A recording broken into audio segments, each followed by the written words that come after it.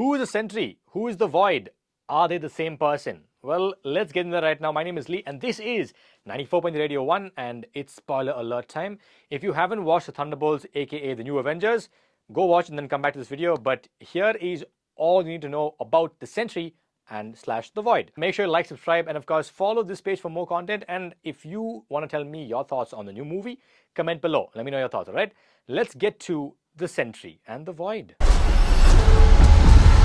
Now, his real name is Robert Reynolds. Just like the movie, his name is Bob. Okay, now Bob is actually a mentally ill person, very frail. He's got these highs and lows, and he also is a meth addict. Now, while he's on one of his benders one day, he jumps into this office and he ingests this super soldier serum.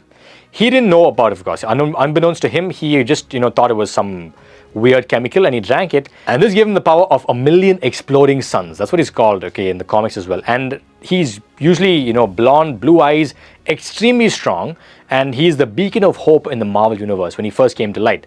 But there was a dark side to him. Now, he didn't know this, of course. Now, when he took this super soldier serum, it also amplified his dark side, his mental illnesses, as well as, well, the void that was growing inside of him, this empty feeling, and of course his addiction as well. So it became this super monster of an addiction, and it turns him into the Void, so whenever he does any heroic act, the Void will do one equally evil act, and that's the whole balance that he has to find out. And now when they found that he was a Void and they can't really control the Void, Dr. Reed Richards, of course, from the Fantastic Four, and Doctor Strange, they come together to try and find some solution to, well, make the Void go away.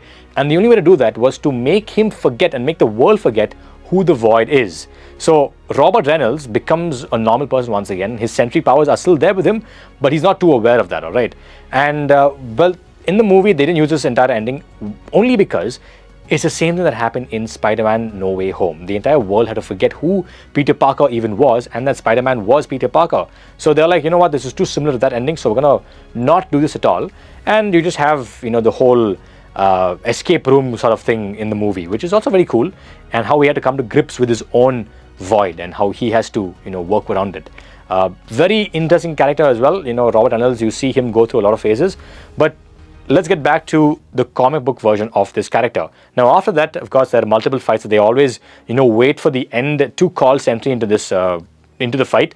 But he always has to grapple with his Void self. So whenever they bring him, they have to be prepared to fight the Void after that. And it's a huge gamble, right? Because as I mentioned, for every heroic act, he always does another equally evil act.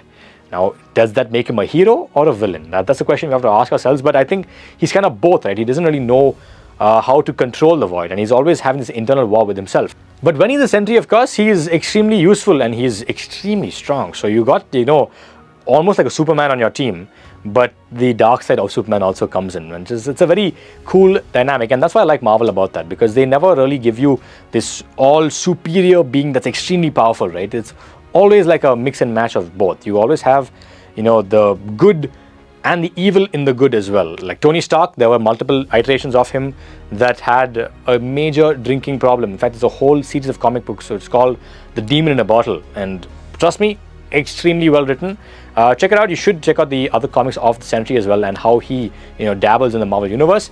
And this version of the Sentry, will we see him in more iterations of Marvel, and will we see him in more MCU movies? I think we just might, but I think we'll have to wait until the end fight. Like, he's going to be the last person they call to fight in these movies, so that they can fight the Void after that, and then we'll see another crazy scenario. Now, before we get into anything else, I'm just wondering now, since we just watched, Daredevil Born Again, and Sentry is also in New York, did we see Kingpin reliving his worst memory? And what would that worst memory be? Would it just be him sitting and listening to those kids, sing a song for him? I think that's the worst memory Mayor Kingpin can ever have for himself, at least. But anyway, your thoughts, and let me know if you like the Sentry or not. If you like Bob in the new movie, hit me up in the comments below, and we'll catch you in the next episode of Spoiler Alert. This is Lee, signing off for now. Make sure you like, subscribe, and of course follow, okay? Don't forget to do that. Bye-bye. 94.3 Radio 1.